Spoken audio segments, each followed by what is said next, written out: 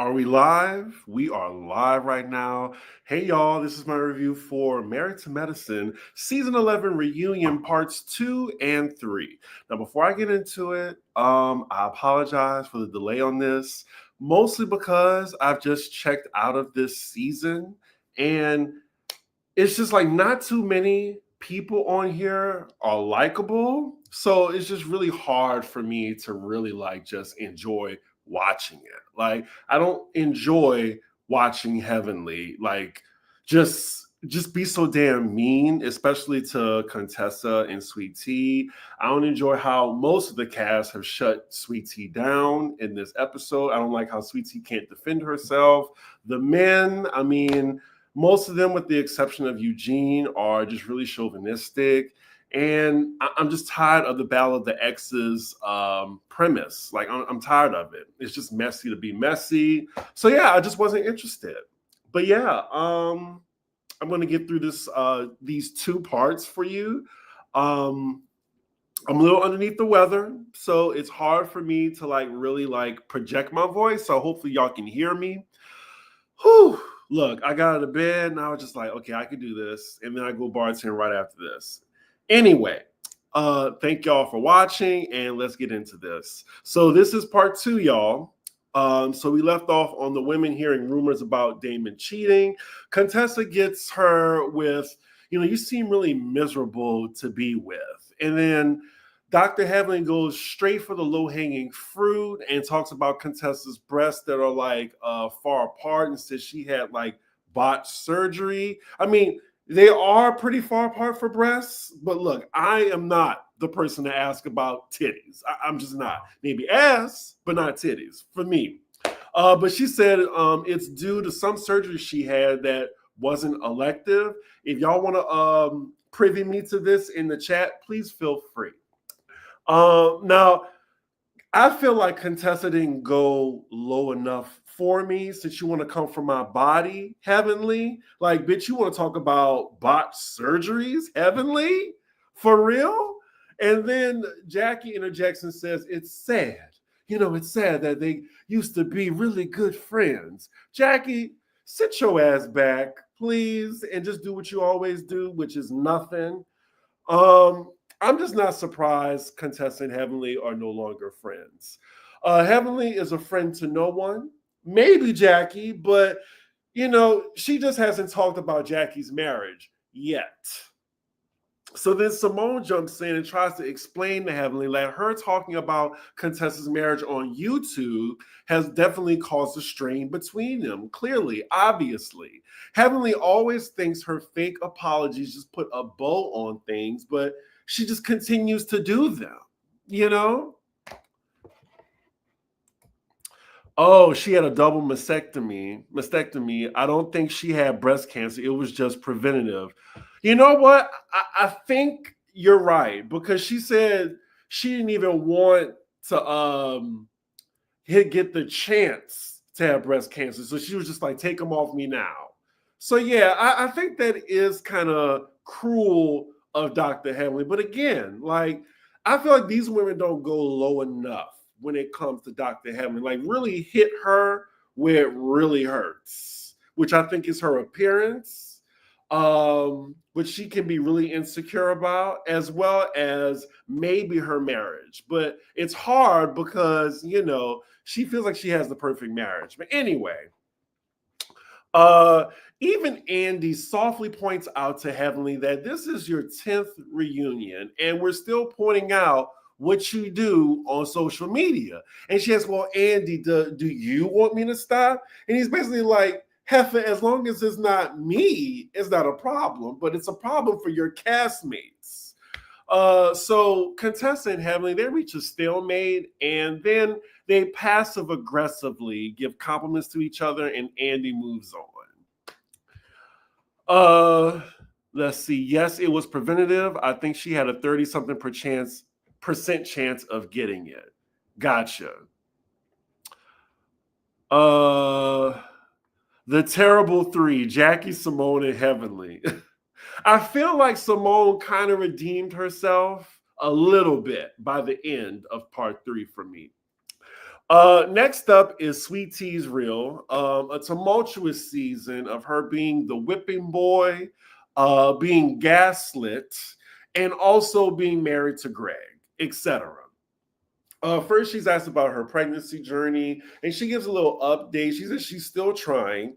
Also, she's asked how she felt when Greg put like a time on like her pregnancy, and excuse me, she said it hurt at first, but she understands. And then Simone breaks it down for Andy and use him as an example, because he's around Greg's age, which is funny, and he has small children. And Andy's like, well, now why am I in it? But yeah, like she made a good point. Like, you don't want to be 80 and like your child is just graduating high school. But Sweet Tea is then asked about her embarrassing speed dating event. She gives her take on why she would date an older man, followed by Quad saying how she thinks a man should treat a woman. Now, remember this for much later in part 3, but she's saying how a man should treat a woman, which at the same time is obvious shade towards her husband, Greg. So then Sweet Tea, poor thing, tells Quad that she is worried about Greg, which is clearly not true. And Sweet Tea just don't know how to read, which was just frustrating because she's clearly outmatched by Quad. And all Sweet Tea could do is this. Girl, get off the show. Get off the show. Like, I like you, but reality TV in this particular space where you got to spar sometimes, you're not ready for that. You're not ready for that. Maybe you could be like a personality, maybe on a game show or something, but maybe something like a reality show on Lifetime, but you're not ready to be a part of an ensemble cast of people where they be throwing shade at each other. You just, no. And then Quad tells her, you have my scraps that I allowed you to have. Then she says she had to crawl in his DM and lie to him to say you could give him a child. I was just like the whole cast was like this. I was just like, damn. It was like trying to take out a fly with the AK-47. Like, she's outmatched. Like, Quad got her ass yet again, but it's no challenge for her at all.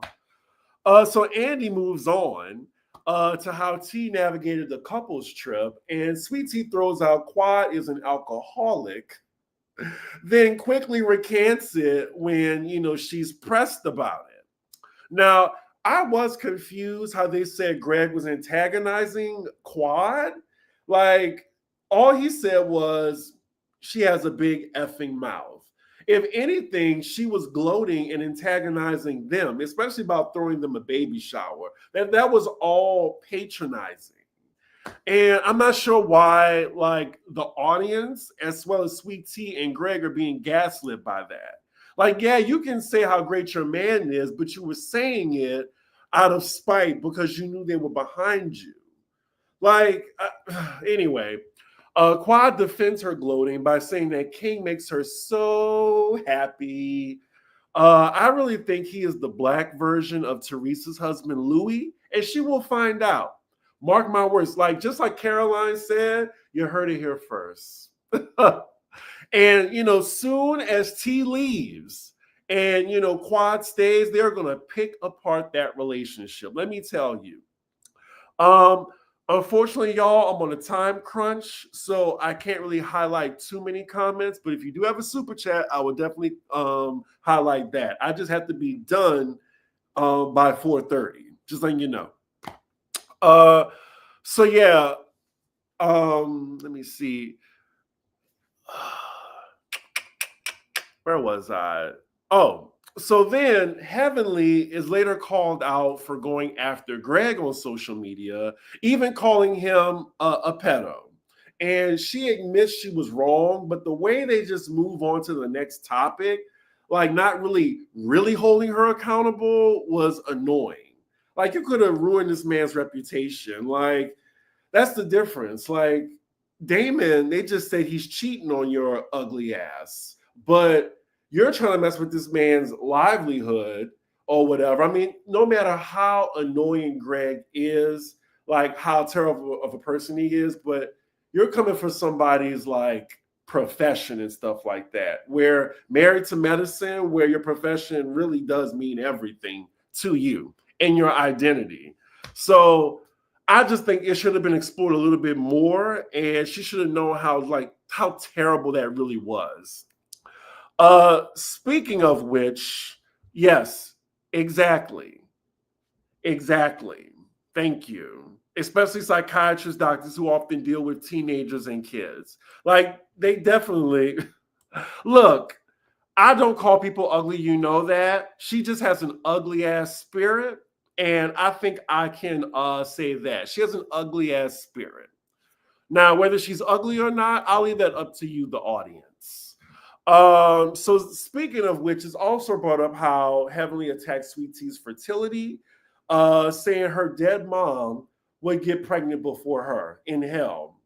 It looks like Jackie is asked about it because she's just sitting there not doing a damn thing. But again, she adds nothing to the conversation. Andy asks Heavenly, does she think she went too hard on Sweet Tea this season? And do she think she owe her an apology? All Heavenly says is, I respect Sweet Tea for showing up today.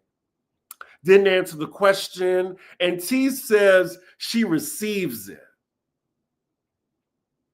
Again, like she's just on the wrong show. Next, we see the men arrive to set. Greg is put in a separate room while King is with Greg's friends. It's just hilarious to me. I know that had to sting to him. Dr. Mimi has arrived to set. She looks great. And she fits in the group way more than Sweet Tea does.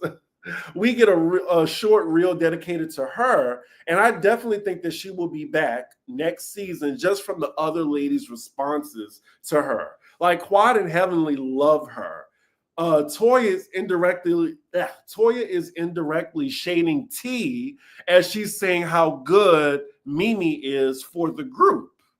So then the next reel is a fluff piece showing the ladies going to the White House, blah, blah, blah. This is where we finally hear from Jackie. They're then talking about tight vaginas. Fast forward. Andy then asked Mimi to basically assess the women in one word. And look, she did that. She definitely did that. I saw that in the preview, and that was basically her audition for season 12, and she got the part. Like, they would be a fool not to use her. They already have Sweet Tea's replacement. They already had the cast right here. Like, if Sweet Tea and Quad are on the same cast, I just don't know if I'll be able to watch, because that's just like having Melissa and Teresa on the same cast. It just does not work. Now Andy is sitting down with the men separately. This is the first time Greg and King have seen each other since the sandbar incident. And not Andy trying to get them to shake hands. While all this is going on, the ladies are watching in the back. So we first get to Greg versus Damon. Damon is asked, would he have a problem if T said anything about him since his wife called Greg a pedo? And he says, no, it doesn't bother him. Nothing that Sweet Tea can say about him will bother him. What does, though, is the fact that Greg didn't speak on his character when something negative was said about him. And I'm just like, do you realize how stupid that sounds? Like, Damon didn't check his bullfrog wife for things she said about him, but he expects Greg to defend him. And I'm just like, Dr. G, stand up for yourself. Like, he even calls Greg a coward. I was just like, damn, like, how you got Damon reading your ass? And of course, while this is happening, Damon's bullfrog in the back is like ribbiting with glee, like just ribbiting. That's what frogs do, right? They ribbit. She was ribbiting in the back. That's right, baby. That's right. Yeah. Anyway, her and Sweet Tea, I mean, yes, he is a coward, but I mean, I'm just saying that Greg had a point between, like, his argument with him and Damon, because it makes no sense. Like, why do you want Greg to defend your character when you didn't do the same thing for him? And your wife goes after all the men out of all the women. So we're not going to do that. We're not going to do that. Like, Damon and his wife are wrong too.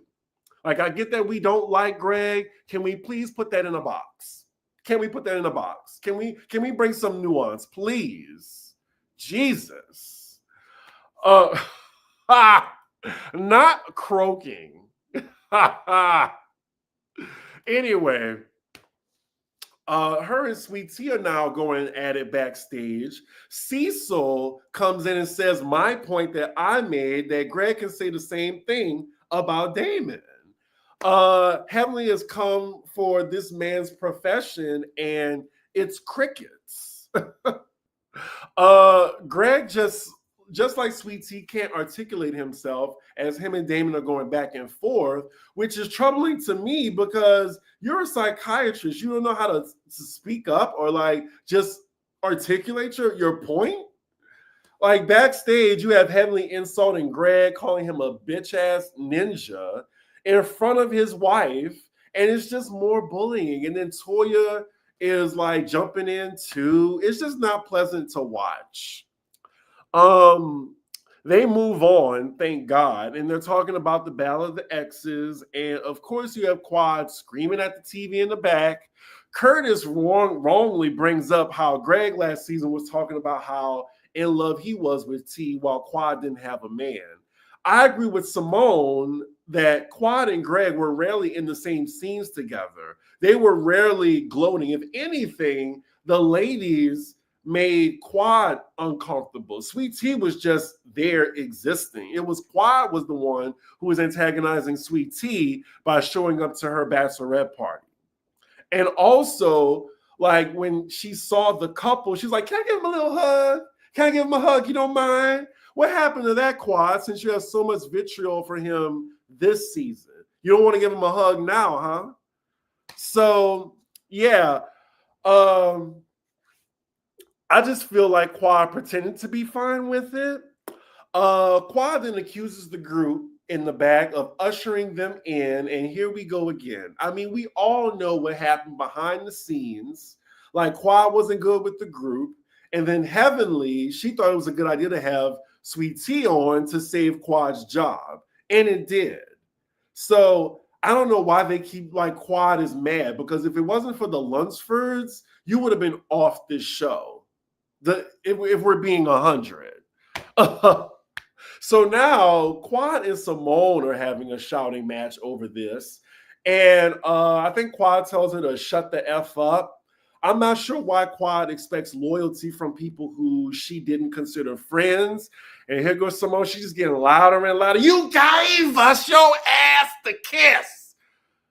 Whew, that hurt, y'all. But I'm a little under the weather, but I'm going to try. So yeah, they get up and security is now involved. Simone talks about karma, and I think a lot of people were wondering what Simone was referring to, but she said, you turn your back on us and we did the same to you in Napa. That's the karma that she's referring to, but we will get back to that later. Quad brings up helping Simone look for her daddy, and that definitely hits Simone. And she damn near loses her voice, saying, you were there with a camera. You were never anywhere without a camera. Like, I have never heard Simone lose her voice like that. And as Simone is being dragged out by security, that is where part 2 ends, y'all. So now we're going to get on to part 3. I'm going to hurry up and try to get this done in 15 minutes. Andy now, we're on part 3 now. Andy is still outside with the men. You know how they kind of go backwards to a scene and they're talking about the couple's trip. Then we see the fight break out. Simone is carried out, followed by Jackie and T. Now, the way Jackie told T to get out the room so she could talk to Simone, I just thought that was just so foul and disrespectful. Now, before you say, Chris, I know, I get it. But just watching this girl get treated like Meg from Family Guy is just so tough for me to watch. Like, she only wanted a friend on this cast, and no one is acting like her friend right now. Though, like to say even Jackie, because Jackie doesn't really like she hides her dislike for people. Like that's what Jackie is known for. Jackie does not hide her dislike for Sweet Tea.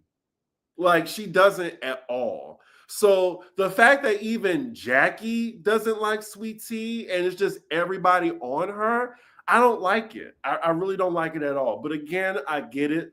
Jackie and Simone have been friends for 2 decades. And yeah, she just wants to sit with her girl without Sweet Tea, saying something because you just met my friend a year ago. So yeah, right. She didn't do anything. Like it's just I just have a soft spot for that. Like just being the outsider of us being in a situation and no one likes you. Thank you, Angela. Greg's credibility as a psychologist is in the toilet. I'm sure his practice has suffered. He couldn't tell me nothing. Well, damn. Mm. Whew, sorry, y'all. I just had to lubricate.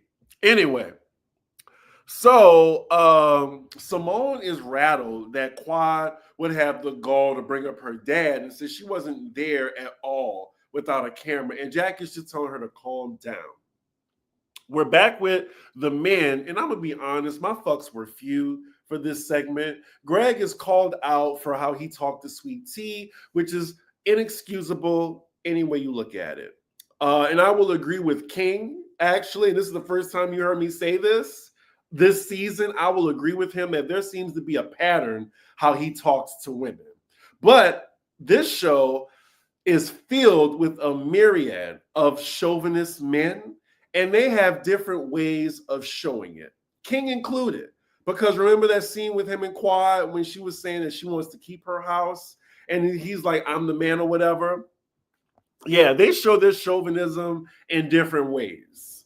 So I don't understand why just because Quad is a woman, she's allowed to shit on his marriage and antagonize his wife, and he's not allowed to say anything. Like, you have a big fucking mouth. It was tamed to me. Tamed to me. And yes, the natural order. What the fuck does that mean? The natural order. So you need to be barefoot and pregnant cooking for me. That's the natural order. I can see that. I'm glad y'all agree with me. Like, Sweet Tea is basically Meg from Family Guy. You heard it here. Now, if Greg said shut the F up, that would be totally different. Like you've now crossed the line. But to me, like after all that antagonizing, he just said, you know what? We don't care what you think about our marriage. You have a big effing mouth. Like, I don't know. That wasn't bad to me. They were definitely gaslighting him the whole time. I'm just like, what am I watching? So now Andy brings the wives out. Simone and Quad are going, over the karma thing. And I actually agree with Simone. Quad has yet to take accountability for her actions. It's always like what they did to me, how that made me feel. Like something she has a lot in common with her husband, her ex-husband, is not taking accountability. That's what made them a perfect match. But Quad is still mad about what Simone said concerning her niece and saying if something catastrophic happens, I'm going to reach out. That's what she's really mad at Simone for, like bringing that up on camera. But I still thought Simone, she brought that up because she was saying that, like, I have been a friend to you. And if anything bad happened to you, like the situation, I'm going to reach out to you because I care. Yeah, Quad is really good at playing the victim. It's Oscar-winning role. But now I want to say, let's be 100. Like, Quad was latching on to that karma comment that Simone was saying because I think she thought Simone was going to jump off a bridge and saying that, what happened to her niece was her karma. I think that's what Quad took it as. But, that's not what Simone meant. She said, your karma for turning your back on us was us doing it to you. Did anybody else think that? I'm just curious. Uh, Heavenly randomly apologizes to Contessa like she's up for an Oscar, saying like, we have to fix it. I apologize. I don't trust anything that Lion Bullfrog can say. Anything. I don't trust her as much as I can throw her. Quad and King gloat about their relationship some more, and we get to the Key West trip. After some fluff questions, we get to the Battle of the Exes once again. It is established between both parties that their unfinished business from their marriage is the reason for the friction between them, and it has nothing to do with their partners. So then Andy tries to set up Dr. G to apologize to Quad, and he does, and Quad accepts the apology. She says when she speaks highly of King, it's not taking shots at Greg. And I just thought that was such a bold-faced lie. Such a lie. Like she did it in part 2 of the episode with Sweet Tea. Like she just did that. Like she was saying like all the qualities of a good man and how a man should treat a woman. She was shading Greg at the same time. So you were doing it with your Rent-A-Man King as well. Nicole Joseph, thank you. I don't know why people don't see Dr. Simone's point. Maybe because she yells too much. I think that's it. And because they have a bias with Quad. What? What did I say? Carlos, what did I say? Did I say something wrong? Whew.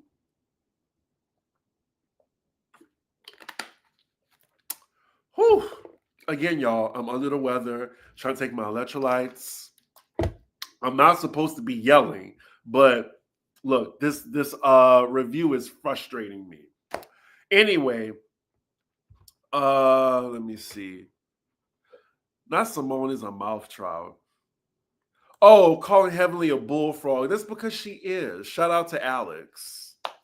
Anyway, because look, you heard it here first. I will never get on the screen with Heavenly again. And especially after that comment, like, let her, be on. Let the other gays entertain her. I'm good over here. We good. We good. We then move to the topic. If the men speak to a woman sideways, is it an unwritten rule the man will come to the woman's defense? I agree with Cecil that it goes both ways. And especially with Greg and Quad, I think it's completely different. I think I think King had a right to get involved if it came to disrespect. If it came to disrespect. But again, when Sweet Tea speaks up, she has been swatted down immediately, this time by Toya. Moving on, they talk about how Sweet Tea spoke to his wife or whatever, and Eugene says everyone up here would. Oh, I'm sorry.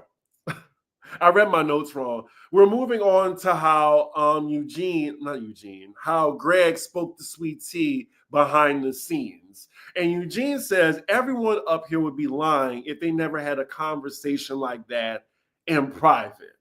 And look, there's no defending how he was talking to T behind closed doors. But then you have Heavenly loudmouth ass saying, Damon never spoke to me like that.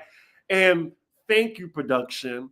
Thank you for providing that delicious receipt afterwards of Damon talking to her, just how Greg talked to Sweet Tea. You need to do what I say. He said that to you, Heavenly. So then the question is asked to T and Quad, do they think the four of them can coexist in a group? Which basically means, do y'all think y'all can be together on a show? T says yes, Quad says no. Honestly, I wouldn't mind if all four of them left. They can all leave, please. Because again, Quad is not even married to Medicine. Oh, Lord have mercy. Andy motherfucking Cohen. Are you serious? You ain't shit. You ain't shit for getting Greg to really perform that song. The cast is horrified. And it seems Greg has no shame in embarrassing himself. And I'm just like, should I just sing it one last time for y'all? I guess I should. He just gets up there. He gets his Kango hat. Was it a Kango hat? He takes off his suit and he just starts singing like, set me free from the bullshit. I'm a man. I'm a man. Gotta get on with my life now. I got a brand new wife now. New wife. That's all I gotta say. I hope we never hear that song again. Like, where was the Sandman? Just like enough. Enough. Anyway, that'll be the last time y'all hear me do that. Anyway, the men are now excused from the stage, and at this point, I just want it to be over, like Keisha Cole. This could have been two parts, honestly. So I'm just wondering the next what they're talking about. Like, it's the Western trip. And I'm just like, why are we talking about the Western trip after the Key West trip? We're not going in order. So now it's just general questions for them, like they're all on Watch What Happens Live right now. And it's just more evidence to me that they're just trying to eat up camera time. This definitely could have been two parts. So they're finally about to close out. And the fact that Mimi is still on stage means she's definitely coming back next season. Andy wants Heavenly to say something nice about T, and she does. Excuse me. He then wants T to say something nice about Quad and vice versa. But I think it doesn't really matter at this point when earlier she just said that she doesn't want to be on the show with Sweet T and Greg. Oh yeah, this will be the last time I say this too. Like, access to the money.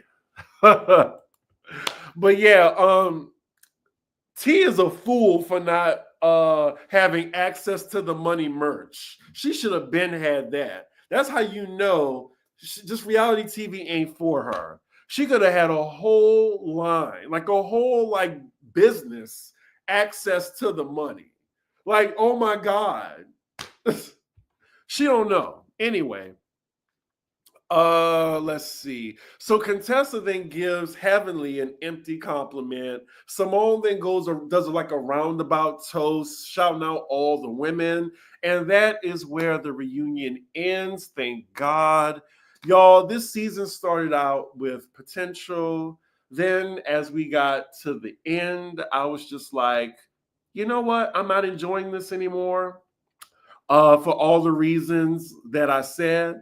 I would definitely give this season maybe like a C plus. I'll give it a C plus because I didn't mind the first part of the season.